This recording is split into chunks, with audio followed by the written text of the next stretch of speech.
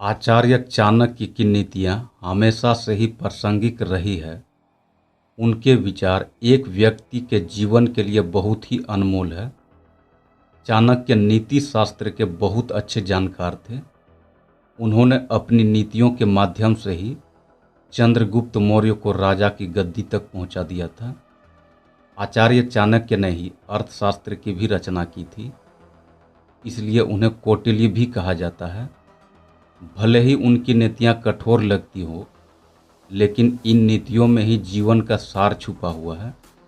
अगर सफल जीवन पाना चाहते हैं तो आचार्य चाणक्य की नीतियों को अपने जीवन में अपनाना ही चाहिए। हालांकि आज के भागदौड़ वाले जीवन में हम उनकी नीतियों से अछूते होते जा रहे हैं, या फिर हम उनकी नीतियों पर चलना ही नहीं चाहते। तो ऐसे में एक सफल जीवन की कल्पना भी हमें नहीं करनी चाहिए। आचार्य चाणक्य ने भी अपने जीवन में कठिन से कठिन परिस्थितियों का सामना किया है। उन्होंने ऐसी ऐसी बातें जीवन से जुड़ी हुई बताई कि वो हर कदम पर मनुष्य का साथ ही देगी।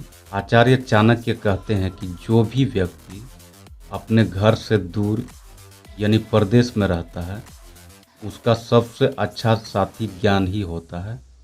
अगर व्यक्ति के पास ज्ञान होगा तो वो विषम परिस्थितियों से भी बाहर निकल आएगा। ये उनका अंतिम समय तक साथ निभाता है। इसलिए जहाँ भी ज्ञान मिले उसे अर्जित करना ही श्रेष्ठ होता है। आचार्य चाणक्य के अनुसार एक मनुष्य का सच्चा साथी धर्म होता है। धर्म व्यक्ति को सही और गलत का निर्णय लेने की क्षमता प्रदान करता है। धर्म पर चलकर ही मनुष्य सदैव सत्कर्मों की ओर प्रेरित होता है। धर्म अंत समय तक मनुष्य के साथ रहता है। धर्म पर चलने वाले व्यक्ति जीवन भर और मृत्यु के पश्चात भी सम्मान प्राप्त करते हैं। आचार्य चाणक्य की नीतियों पर चलना हमेशा ही श्रेयकर रहता है।